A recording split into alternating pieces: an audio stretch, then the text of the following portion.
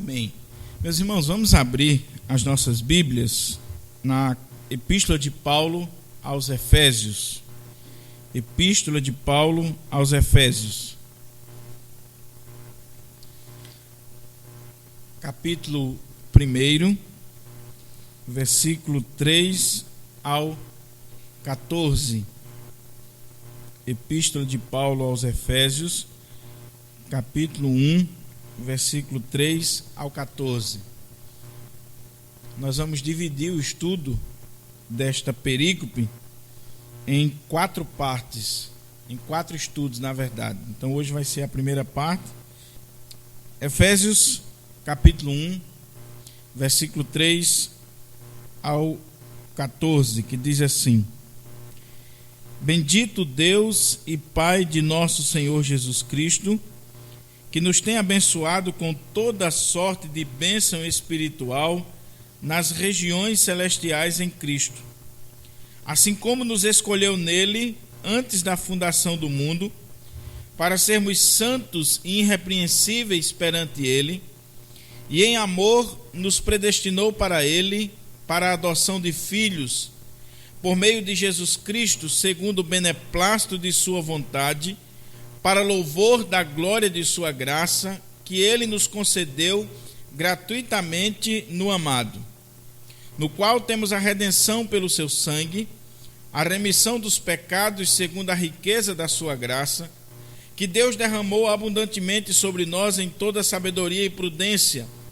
desvendando-nos o mistério da sua vontade, segundo o seu beneplácito que propusera em Cristo, de fazer convergir nele, na dispensação da plenitude dos tempos, todas as coisas, tanto as dos céus como as da terra. Nele digo, no qual fomos também feitos herança, predestinados segundo o propósito daquele que faz todas as coisas conforme o conselho da sua vontade, a fim de sermos para louvor da sua glória, nós, os que de antemão esperamos em Cristo, em quem também vós, depois que ouvistes a palavra da verdade, o evangelho da vossa salvação, tendo nele também crido, foste selado com o Santo Espírito da promessa, o qual é o penhor da nossa herança, até o resgate da sua propriedade, em louvor da sua glória. Pai querido, tua palavra encontra-se aberta diante de nós, e nós somos carentes, ó Deus, da direção, da iluminação do teu Espírito, para falar aquilo que nós precisamos ouvir. Ser conosco, meu Pai, nesta série de Efésios, que o teu nome seja glorificado, que o Senhor seja exaltado a cada dia em nosso meio. Em nome de Jesus, é assim que eu te oro e te agradeço. Amém. Amém. Meus irmãos, o tema do nosso estudo hoje é as bênçãos e riquezas espirituais procedentes da Trindade. As bênçãos e riquezas espirituais procedentes da Trindade. Como eu disse, nós vamos dividir esse tema e trabalharmos ele em 4 encontros. Nós vamos hoje fazer uma introdução geral a essa perícope. Depois nós vamos falar sobre as bênçãos procedentes do Pai. Nós vamos falar sobre as bênçãos procedentes do Filho e as bênçãos procedentes do Espírito Santo. Então, essa perícope aqui do capítulo 1, versículo 3 ao 14, ela vai ser trabalhada em 4 pregações, em 4 palestras. Quando nós estivemos aqui no estudo anterior, nós vimos as questões introdutórias relativas à carta de Paulo aos Efésios. Nós vimos o autor, a data, o destinatário, o contexto, tudo aquilo que envolve o pano de fundo histórico da carta aos Efésios, nós vimos no outro encontro. Hoje, nós vamos de fato entrar no conteúdo doutrinário e teológico da carta. Nós vamos começar a explorar o texto, a entrar no texto da carta aos Efésios. Essa divisão de saudação, e aí começa o conteúdo da carta, ela é muito clara. Versículo 1 e 2 você tem a saudação, e a partir do versículo 3 você tem o desenvolvimento doutrinário da carta. Tá certo? As cartas de Paulo, elas são muito bem divididas. Elas seguem o modelo das cartas antigas. Tem a saudação, tem o desenvolvimento, tem a conclusão, tem uma bênção que geralmente é ministrada sobre os leitores. Então Paulo está seguindo essa ordem, esse modelo das cartas antigas. E aí, quando a gente olha a divisão aqui do texto, por exemplo, o pastor John Stott, que foi considerado um dos maiores exegetas deste século, faleceu ano passado. Dr. John Stott, ele diz que a divisão aqui ela é muito clara. Se você olhar para a sua Bíblia aí, você vai ver que do capítulo 1, versículo 3, até o capítulo 2, versículo 10, Paulo está tratando sobre as bênçãos que Deus derrama sobre a nossa vida. Agora, nós temos uma divisão aqui. Dr. John Stott vai dizer que a primeira parte, Paulo ele está chamando a nossa atenção para estas bênçãos. Paulo está louvando a Deus por estas bênçãos. Só que na segunda parte, que quando nós olhamos aqui no texto, vai começar no versículo 15, Paulo ora para que a igreja tenha a compreensão destas bênçãos, para que a igreja possa entender a amplitude, a grandeza destas bênçãos que Deus tem derramado sobre ela. Então, primeiro você tem o louvor, depois você tem a oração de Paulo, pedindo para que Deus nos conceda o entendimento destas bênçãos. Paulo vai dizer aqui que Deus nos tem abençoado com toda sorte de bênção espiritual, e depois ele vai orar e dizer que o Senhor possa abrir os nossos olhos, que o Senhor possa nos fazer ver a beleza destas bênçãos. Esse é um dos textos, meus irmãos, mais ricos da carta de Paulo aos Efésios e também das cartas paulinas. E aí é preciso, em virtude dessa beleza, dessa amplitude, dessa singularidade do texto, nós tratarmos de algumas coisas de forma elucidativa para uma melhor compreensão. Olha aí para o texto, nós vamos tirar aqui algumas coisas aqui na nossa elucidação para você entender o texto. Em primeiro lugar, nós temos aqui o maior parágrafo da Bíblia. Efésios capítulo 1, versículo 3 ao 14, é o maior parágrafo da Bíblia. Você começa a ler no versículo 3 e você só vai ter um ponto final lá no versículo 14. Até o versículo 14 você tem uma frase só, uma sentença só. Você começa a ler, e é até difícil ler porque você não tem um ponto final. Paulo está falando, até chegar no versículo 14. Então ele é o maior parágrafo, a maior sentença da Bíblia. E aí os estudiosos, os comentaristas bíblicos, eles procuram expressar a beleza deste maior parágrafo da Bíblia em imagens, em metáforas. Muitos comentaristas usaram várias metáforas para falar desse texto.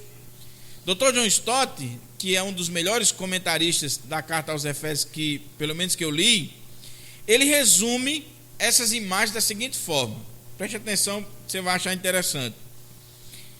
Um portal, uma corrente de ouro, um caleidoscópio, uma bola de neve, um cavalo de corrida, uma abertura de ópera e o voo de uma águia.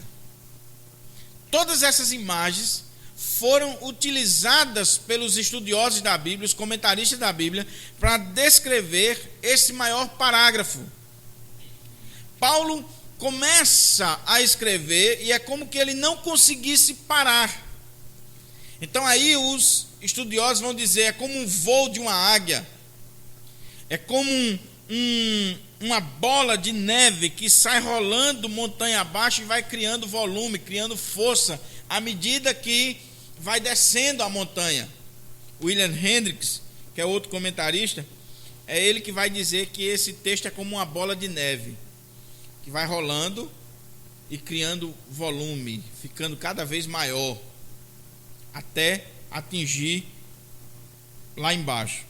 Pastor Hernandes Dias Lopes, ele destaca que as palavras fluem da boca de Paulo como que numa torrente contínua. Talvez esta seja uma das imagens mais bonitas desse texto.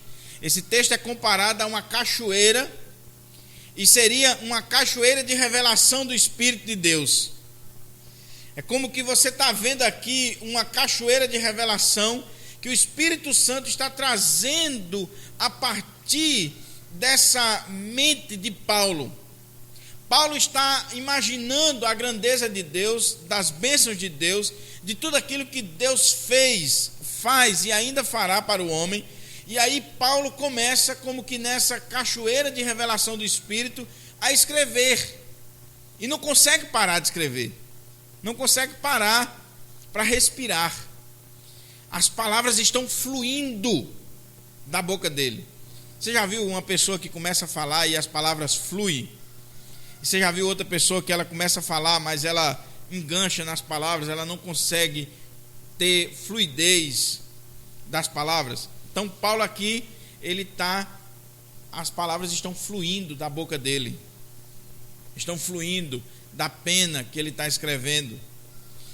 Segunda lição que nós podemos ver aqui ainda de forma elucidativa é que essa perícope, ela constitui-se de uma doxologia, cântico ou um hino de louvor. Nós temos aqui uma música, um salmo, um louvor de adoração ao Senhor. Paulo, ele meditou na grandeza de Deus, nas bênçãos de Deus, e ele está escrevendo aqui uma música. Paulo está explodindo de adoração, ou em adoração, ao Deus triuno. E você diz assim: pastor, como é que o senhor sabe que isso aqui é uma música? Primeiro, porque o texto, ele tem essas características. Segundo, porque embora o texto seja uma sentença muito complexa, uma frase só, tenha uma cadência muito grande até chegar ao verso 14, você pode ver que essa música ela tem 3 estrofes. Na primeira estrofe, Paulo vai falar sobre as bênçãos do Pai. Na segunda estrofe, Paulo vai falar sobre as bênçãos do Filho. E na terceira estrofe, Paulo vai falar sobre as bênçãos do Espírito. E entre cada estrofe tem um corinho. E qual é o corinho? Se você olhar no versículo 7, no versículo 6, Paulo diz assim: para louvor da glória de sua graça. Agora vá lá para o versículo 12, diz assim: a fim de sermos para louvor da sua glória. Versículo 14, o finalzinho: em louvor da sua glória.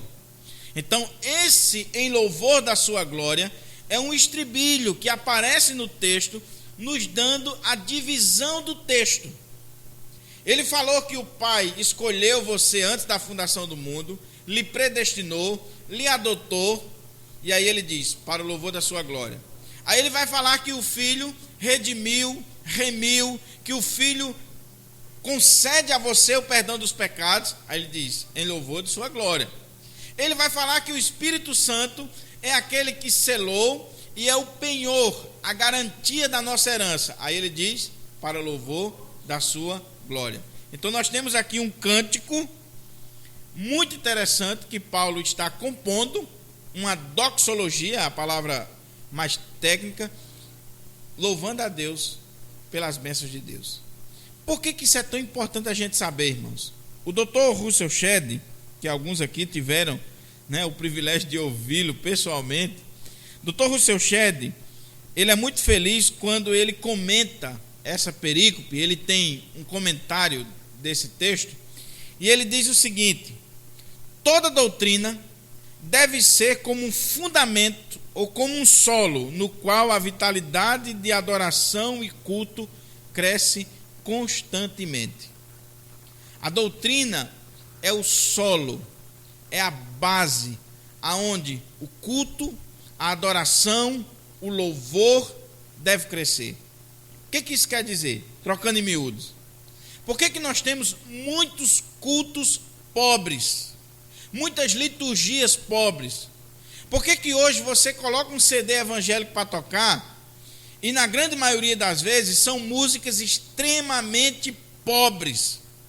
Por quê? Porque falta doutrina, falta conhecimento de Deus, falta conhecimento da palavra de Deus, dos atributos de Deus, da grandeza de Deus. Então você tem muito hino hoje que só tem o nome de hino, mas que não é hino, não é música de adoração, não é louvor a Deus. Tem muito hino aí, entre aspas, que se você tirar o nome Jesus e colocar o nome da namorada ou do namorado, não vai fazer diferença. Por quê? Porque não está cantando os atributos de Deus, não está cantando a grandeza de Deus, não está louvando a Deus. São músicas de relacionamento e superficiais, fracas.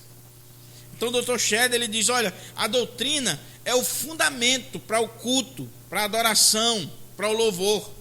Uma igreja que não tem doutrina é uma igreja que o culto dela é um culto mal feito, é um culto sem sentido, é um culto que não tem direção. E isso acontece no louvor, na liturgia, na pregação, em tudo. Então, primeiro nós temos aqui o maior parágrafo da Bíblia. Segundo, nós temos aqui um cântico, um louvor, adorando ao Senhor, louvando a Trindade. Terceiro, nós temos aqui um cântico trinitário. O que é um cântico trinitário? Paulo está adorando a Trindade Santíssima. A Trindade, meus irmãos, é uma doutrina bíblica, é revelação bíblica, não é criação dos homens. Desde o Antigo Testamento você já começa a ver a revelação progressiva de Deus nos levando a compreender, a entender que o nosso Deus é trinitário. Então Paulo está fazendo aqui um cântico trinitário.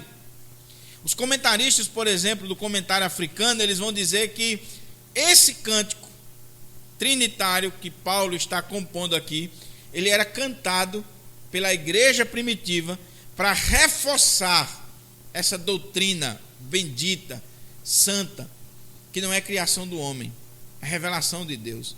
Eu posso até não entender, eu posso até não conseguir abarcar no meu conhecimento finito o que é a Trindade, mas ela está na Bíblia. E Paulo está mostrando aqui de forma muito clara para nós essa questão da Trindade. A igreja primitiva, ela adorava, ela louvava ao Pai que escolheu os cristãos, ao Filho que os remiu e ao Espírito Santo que os selou. Então é um cântico trinitário. É o maior parágrafo, é um louvor, é um cântico trinitário. Ainda podemos frisar o que defendeu um comentarista chamado Ward W. Eisber, que Luiz tem o comentário dele, é um dos melhores comentários expositivos que nós temos hoje na língua portuguesa. O Eisber, segundo ele, nestes versos Paulo nos ensina a fonte das nossas bênçãos. Quem é a fonte das nossas bênçãos aí? Deus. Ele diz, Deus que nos tem abençoado com toda sorte de bênção espiritual. Então Deus é a fonte. Deus é a fonte. Segundo, Paulo está nos ensinando aqui nesse texto a abrangência de nossas bênçãos. O que ele diz aí? Toda sorte de bênção. Terceiro, Paulo está falando aqui da esfera destas bênçãos. Há uma palavrinha que Paulo sempre diz aí, em Cristo, em Cristo, em Cristo. Ele nos escolheu em Cristo, Ele nos salva em Cristo, nos perdoa em Cristo. Tudo é feito em Cristo. E aí eu tomo a liberdade de acrescentar só mais 2 pontos, ou seja, que Paulo está falando aqui também da natureza das nossas bênçãos. Elas são bênçãos espirituais. Paulo não vai falar nesse texto aqui de bênçãos materiais. Paulo vai falar de bênçãos espirituais. bênçãos que nós recebemos de Deus. E também Paulo vai falar aqui do propósito. Qual é o propósito, irmãos? Está no estribilho. Para o louvor da sua glória. O propósito de Deus em derramar essas bênçãos, em nos conceder essas bênçãos, é que Ele seja glorificado. Por último, nessa elucidação, nós podemos frisar ainda nesse texto, que esse texto, ele fala de uma coisa chamada o plano da salvação. Antigamente nós falávamos muito sobre isso na igreja. Nós temos aqui retratada toda a obra da Trindade em favor da salvação dos homens. Então Paulo está falando aqui sobre o plano da salvação. O Deus que reúne o conselho da Trindade lá na eternidade e decidiu salvar o homem. Ele escolhe, ele predestina, ele adota, ele manda o filho para morrer, para derramar o sangue, para perdoar os nossos pecados, para nos redimir, ou seja, nos comprar, nos adquirir com o seu sangue. Aí o filho, depois que faz toda essa obra, ele manda o Espírito para nos selar e para ser a garantia, o penhor. Então você tem aqui o plano bendito, maravilhoso da salvação.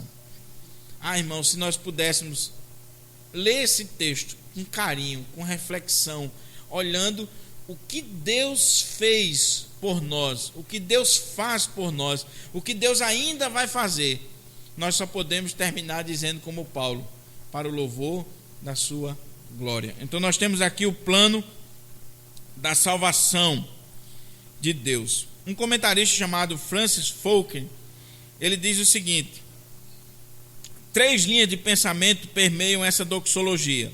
Primeiro, de eternidade a eternidade, Deus opera todas as coisas de acordo com o seu plano perfeito. Segundo, toda a história, todos os homens, tudo que existe nos céus e na terra estão incluídos no seu propósito. Tal propósito é cumprido em Cristo e, portanto, cada bênção concedida aos homens encontra-se nele. Terceiro, com relação aos homens, seu alvo é bem prático, que eles sejam para louvor da sua glória. Por que Deus criou você? Por que Deus colocou você aqui? Por que Deus colocou você lá no seu ambiente de trabalho? Por que Deus lhe concede muitas oportunidades nessa vida? Para o louvor da sua glória. Então vamos ver a primeira parte do estudo. Nós podemos considerar aqui pelo menos nos 3 primeiros versos. Nós vamos ver aqui Paulo falando sobre estas bênçãos procedentes da Trindade. E ele vai falar em primeiro lugar das bênçãos provenientes do Pai. Mas antes dele falar das bênçãos provenientes do Pai, nós vamos entender algumas coisas sobre estas bênçãos, sobre esse texto, para que a gente possa, aí sim, ir entrando e compreendendo cada bênção que o Pai nos concede. Olha aqui para o texto, porque Paulo começa dizendo uma coisa interessante. Paulo diz assim: bendito o Deus e Pai de nosso Senhor Jesus Cristo, que nos tem abençoado com toda sorte de bênção espiritual nas regiões celestiais em Cristo. A primeira coisa que nos chama a atenção nesse texto é como Paulo começa. Paulo começa esse texto de forma extraordinária. Ele começa usando aí uma palavrinha chamada bendito. Bendito.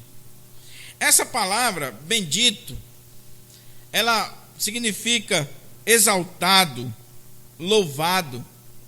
Paulo começa exaltando e louvando a Deus. Paulo começa adorando a Deus. Paulo começa exaltando a Deus por tudo aquilo que ele é e que ele faz. Então é muito interessante, porque a expressão que Paulo utiliza aqui é muito rica. Paulo está louvando a Deus por estas bênçãos derramadas, dispensadas sobre nós e reveladas a nós em Cristo Jesus.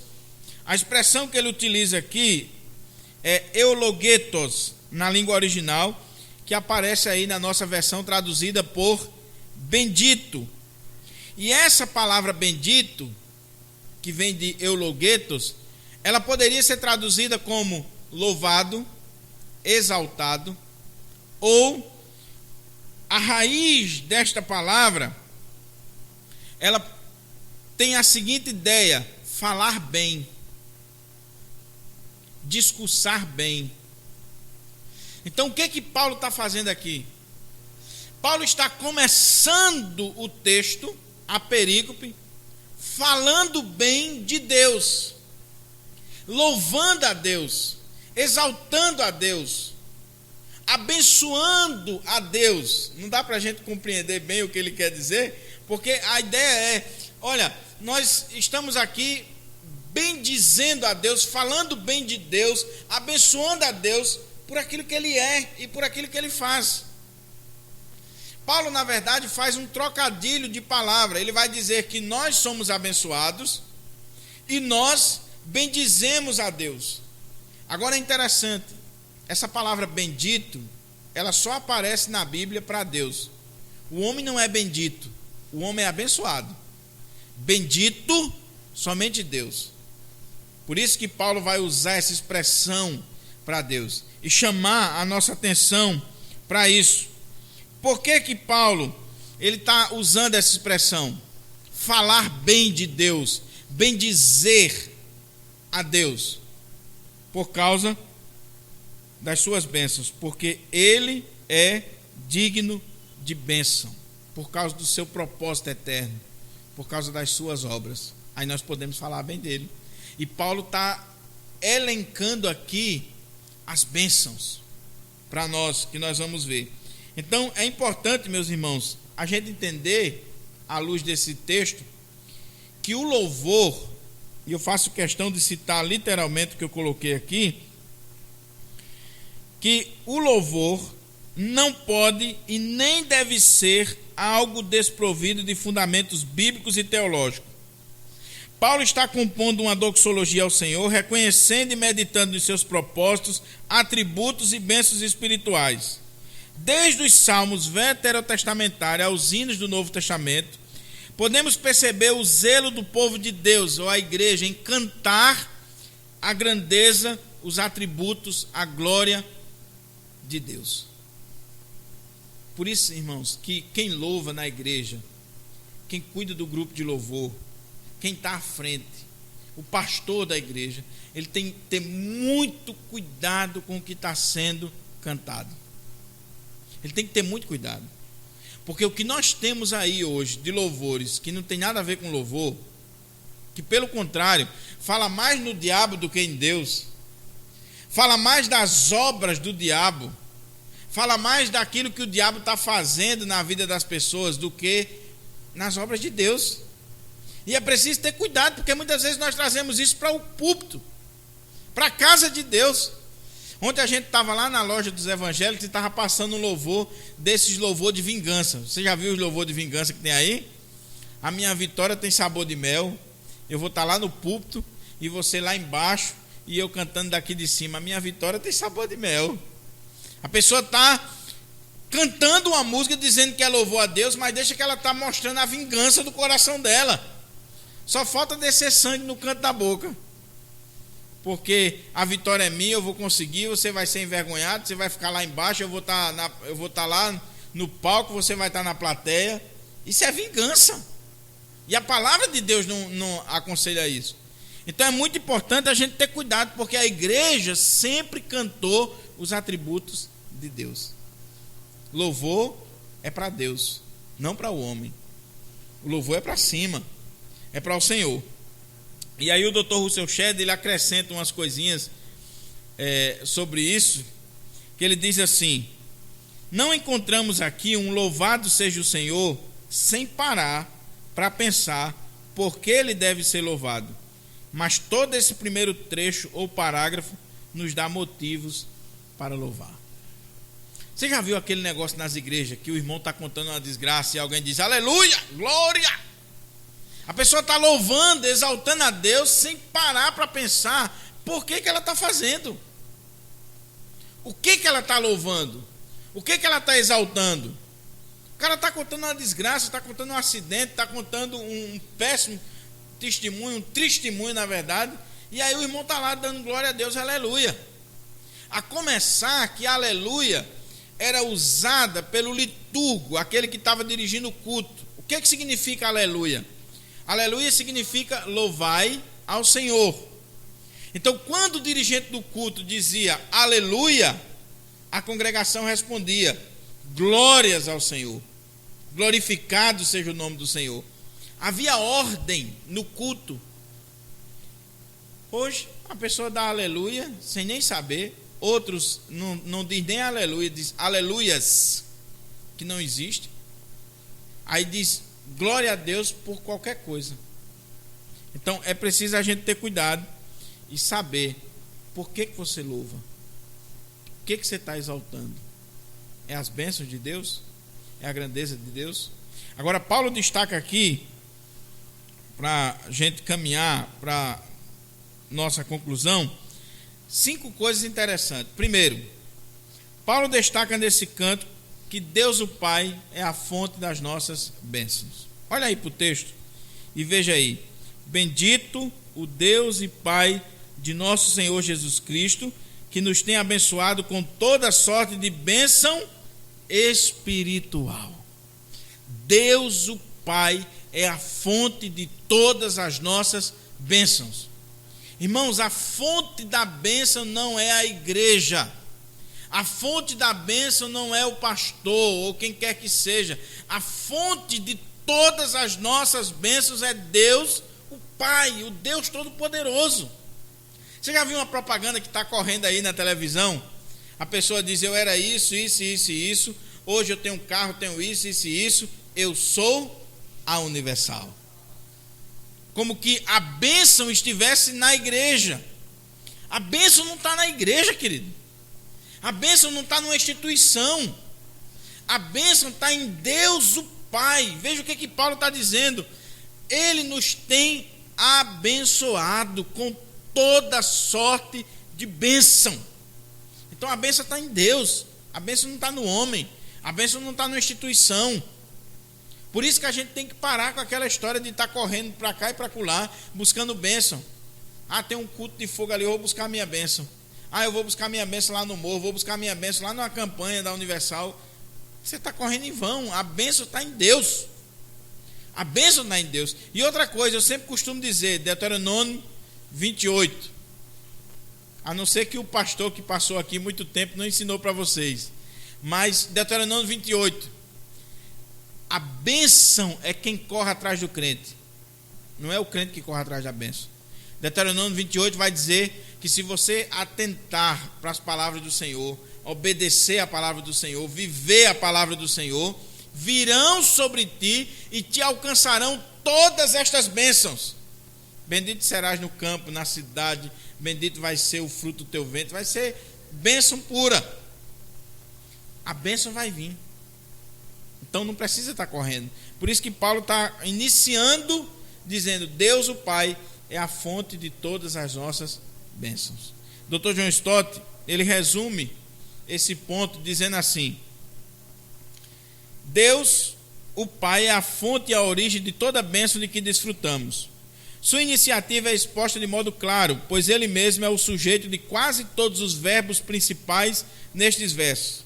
É ele quem nos tem abençoado, quem nos escolheu, quem nos predestinou para a adoção de filhos, quem nos concedeu gratuitamente a sua graça, literalmente, ou seja, nos agraciou com a sua graça, até mesmo derramou abundantemente sua graça sobre nós, que também desvendou-nos sua vontade, seu propósito que propusera em Cristo, de fazer convergir nele todas as coisas. Além disso, faz todas as coisas conforme o conselho da sua vontade. Voltando-nos dos verbos para os substantivos, Paulo se refere em sucessão rápida ao amor de Deus, à sua vontade, ao seu propósito, ao seu plano. O parágrafo inteiro está repleto de Deus Pai, que nos deu o seu amor e derramou sua graça sobre nós e que está desenvolvendo o seu plano eterno. É Deus o centro de tudo aqui que Paulo está falando. Ele é a fonte de toda a bênção. Então, se você não está sendo abençoado, querido, é porque você está esquecendo de buscar a Deus. É porque você está esquecendo de ir à fonte, de falar com cabeça, de ir ao ponto principal, que é Deus o Pai. Segundo lugar, Paulo destaca nesse cântico a natureza das bênçãos que recebemos. Como é que ele diz aí? Deus nos tem abençoado com toda sorte de bênção espiritual. É muito interessante o que Paulo está dizendo aqui. Bênção espiritual. João Crisóstomo, que foi um dos maiores comentaristas expositivos na história da igreja, ele disse que Paulo estava fazendo aqui um contraste entre a bênção do Antigo Testamento, que era material, as bênçãos que nós recebíamos de Moisés, através de Moisés, e as bênçãos que nós recebemos em Cristo, que são espirituais. A bênção que Deus prometia ao povo de Israel era o quê? Era a terra, era o fruto, era o nascimento de uma criança. Eram bênçãos materiais, que eram sombras de tudo aquilo que viria na frente em Cristo. Mas Paulo não está falando aqui de bênçãos materiais. Paulo não está falando aqui de terra, Paulo não está falando de casa, Paulo não está falando de carro novo, Paulo não está falando de coisas materiais, Paulo está falando de coisas espirituais. Então, se você olhar esse texto, e nós já pregamos sobre ele, tem pelo menos 5 bênçãos espirituais maravilhosas para nós. Então Paulo está chamando a atenção não para o material, mas para o espiritual. João Calvino, ele aceitava essa ideia de João Crisóstomo, e ele dizia que exatamente a lei, ela tinha como recompensa os bens materiais, as coisas materiais. Mas Paulo está chamando a atenção aqui para algo maior, melhor, que são as riquezas espirituais que nós temos em Cristo. Pastor Hernandes, ele diz que o espiritual é mais importante do que o material. A gente precisa aprender isso, porque às vezes a gente fica deprimido porque Deus não abriu uma porta de emprego, porque Deus permitiu que a gente tivesse com a unha encravada. Só que a gente nunca parou para pensar na grande riqueza que nós temos em Cristo. Que nós estávamos condenados ao inferno, que nós não tínhamos o perdão dos nossos pecados, que nós não éramos filhos de Deus, nós éramos criatura, e Deus em Cristo nos adotou como filho, nos perdoou, nos comprou, nos salvou, nos escolheu, nos predestinou. Já pensou o quanto de privilégio eu e você temos? Todo crente é abençoado. Essa história de que você não é abençoado, todo crente é abençoado. Abençoado com toda sorte de bênção espiritual. Terceiro lugar, são 5, bem rapidinho. Terceiro lugar, Paulo destaca nesse texto as regiões, a esfera destas bênçãos. Como é que ele diz? Regiões celestiais em Cristo. Primeira coisa é que esse texto aqui, meus irmãos, essa frasezinha é a mais polêmica e mais difícil de interpretar nessa perícope. Nós temos aqui, a primeira dificuldade é que a palavra regiões não aparece no texto original. Essa palavra regiões é um acréscimo que vem depois, para se entender melhor, ela não aparece. Agora, João Calvino, ele vai dizer uma coisa interessante, e eu vou ler e depois comento com os irmãos. João Calvino, ele é muito feliz quando ele diz assim: quando ele diz celestiais, veja que ele já exclui a palavra regiões, ele não fala de regiões, ele já começa com celestiais. Pouco importa se antepomos regiões ou benefícios. Ele simplesmente desejava expressar a superioridade daquela graça que nos é concedida através de Cristo, que sua felicidade não está neste mundo, e sim no céu e na vida eterna. O que é isso aqui? Paulo está escrevendo numa cultura greco-romana. O que se entendia naquela época e se entende hoje ainda no imaginário popular? De que a vida aqui nesse plano material, nesse plano que nós vivemos, era influenciada pelas regiões celestiais, pelos deuses ou os espíritos que estão nessas regiões, estão acima de nós. Então você vê, por exemplo, na cultura romana e na cultura grega, quando eles faziam oferendas para que esses deuses que estavam guerreando lá em cima, eles pudessem vencer, e aí eles vencendo você teria a vitória.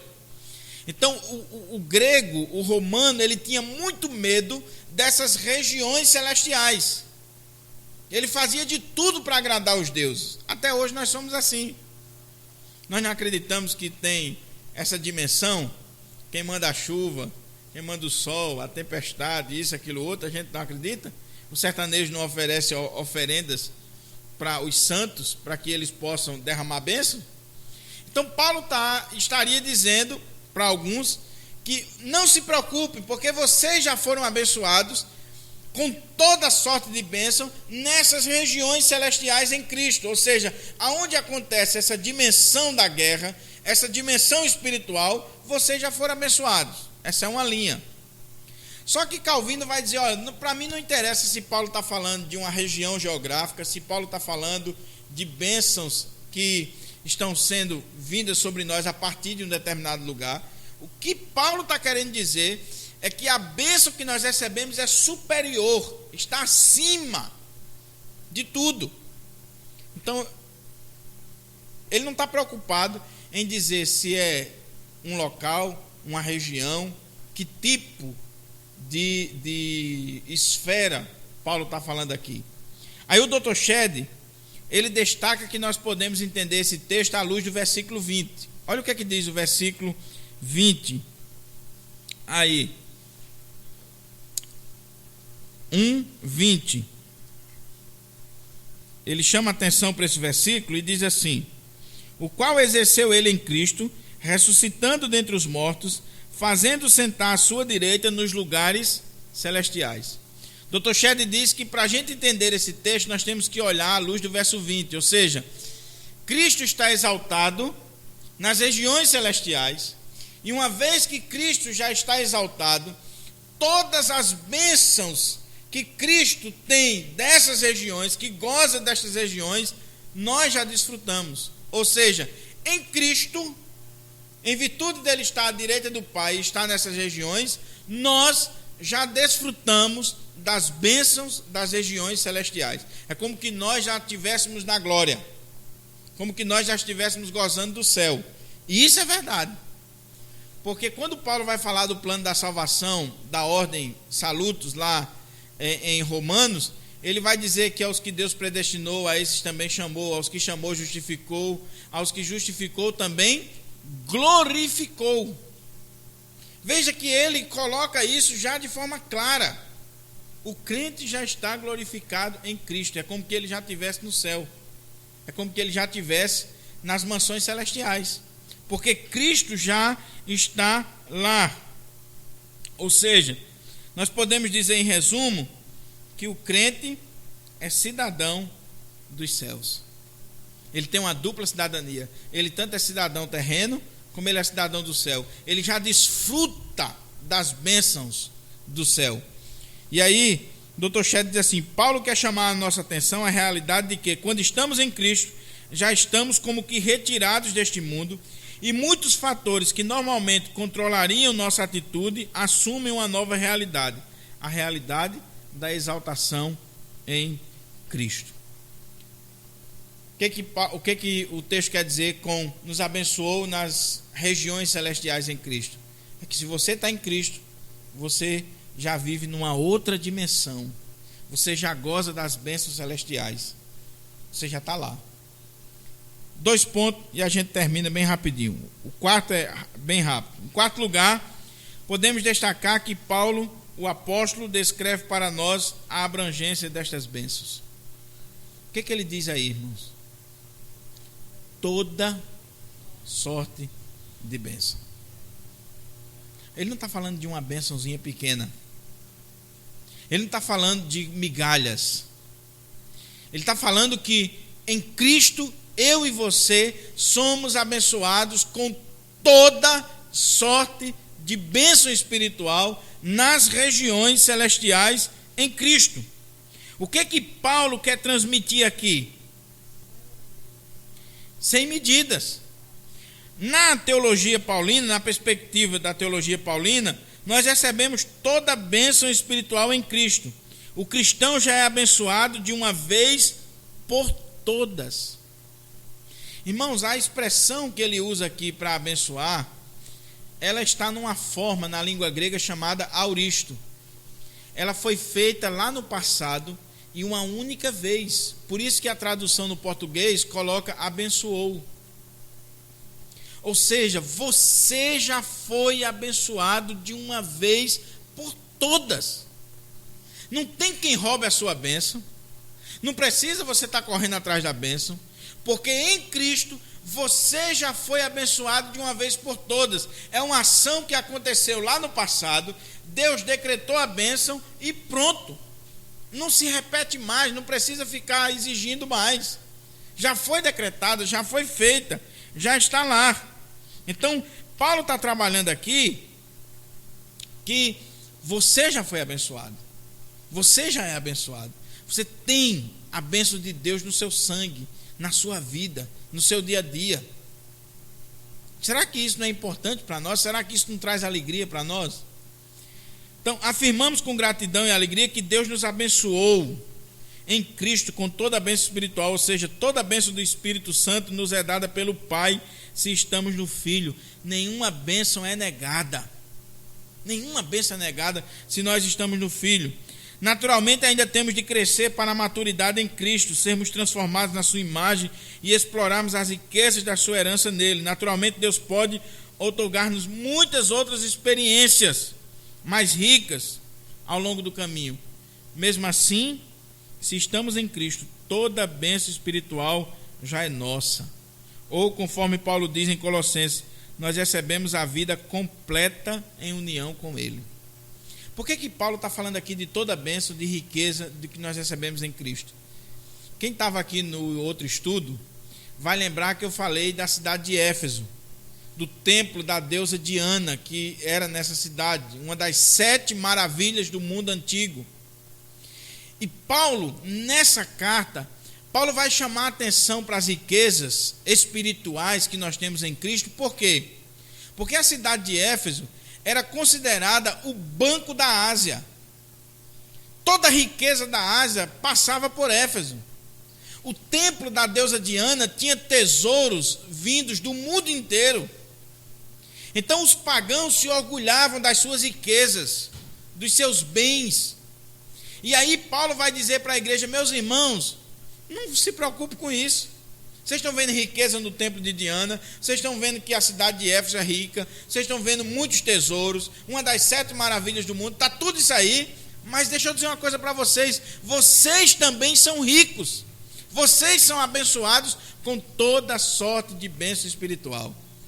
Irmãos, nós somos ricos em Cristo, nós somos ricos da graça de Deus, nós recebemos todas as bênçãos do Espírito Santo, e isso deve trazer para nós alegria na nossa vida. Por último, esse cântico destaca para nós o propósito da bênção. Qual é o propósito da bênção? Para o louvor da sua glória. Dr. John Piper, ele inverte a pergunta do catecismo da nossa igreja. Ele diz: qual o fim principal de Deus? A pergunta do catecismo é: qual o fim principal do homem? Mas Dr. John Piper, ele diz: qual o fim principal de Deus? E ele diz: não pode ser outro, a sua glória. É glorificar a si mesmo. E aí, meus irmãos, é muito importante a gente entender isso. Tudo, seja no universo, seja na igreja, seja na nossa vida, deve glorificar, exaltar a Deus. O fim de todas as coisas é a glória de Deus. Por isso que os teólogos de Westminster, quando eles perguntaram qual o fim principal do homem, glorificar a Deus e gozá-lo para sempre. Então tudo Essa igreja está aqui, você está aqui, você existe, você não partiu ainda, porque Deus quer que o nome dele seja glorificado pela mim e pela sua vida. Agora é triste quando acontece aquilo que o Evangelho diz. O nome de Deus muitas vezes é blasfemado entre os ímpios por minha causa, por sua causa. Quando nós não estamos cumprindo o papel de glorificar a Deus através da nossa vida, do que nós temos, do que nós somos. Como é que Paulo diz em 1 Coríntios 10:31? Quer comais, quer bebais, ou façais outra qualquer coisa, fazei tudo para a glória de Deus. Então Paulo fala aqui das bênçãos da Trindade, e ele vai dizer que tudo isso é para a glória de Deus. É para que o nome de Deus seja glorificado, seja exaltado. Essa é a finalidade, irmão. Quando você trabalha, quando você estuda, quando você faz qualquer coisa, se você colocar isso na sua mente, isso aqui deve glorificar a Deus, exaltar a Deus, causa uma revolução.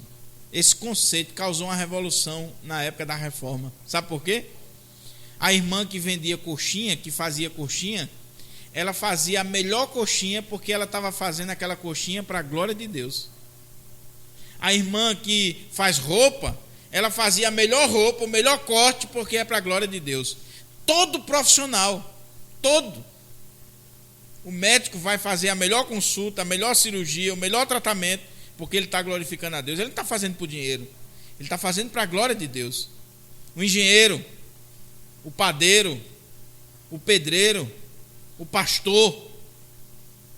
Se eu entender que tudo na minha vida deve glorificar a Deus, eu vou fazer o melhor. Eu vou fazer o melhor, porque eu não estou fazendo para homens, eu não estou fazendo para ganhar dinheiro simplesmente, eu estou fazendo para que o nome de Deus seja glorificado. Então eu vou fazer o melhor. O irmão que pinta a parede, ele vai fazer a melhor pintura, ele vai emassar de uma forma tão linda, porque ele quer que o nome de Deus seja glorificado com aquela arte que ele fez. O nome de Deus vai ser glorificado. Isso causaria, irmãos, uma revolução na vida da igreja, se nós colocarmos em prática esse princípio. A glória, o louvor de Deus. Então, essa é a primeira parte do estudo, as bênçãos e riquezas espirituais procedentes da Trindade. Nos outros estudos, nos outros 3 estudos, nós vamos ver a bênção do Pai, a bênção do Filho e as bênçãos que vêm do Espírito Santo. Eu espero em Deus que essa palavra, que essa série em Efésios, ela esteja mexendo com você. Efésios trata sobre a igreja. Colossenses trata sobre Cristo como cabeça da igreja. Efésios trata sobre a igreja como o corpo de Cristo. A igreja que é rica, que é abençoada, com toda sorte de bênção espiritual. Você é a igreja de Cristo, você está em Cristo, você é um abençoado. Que Deus abençoe em nome de Jesus. Vamos orar?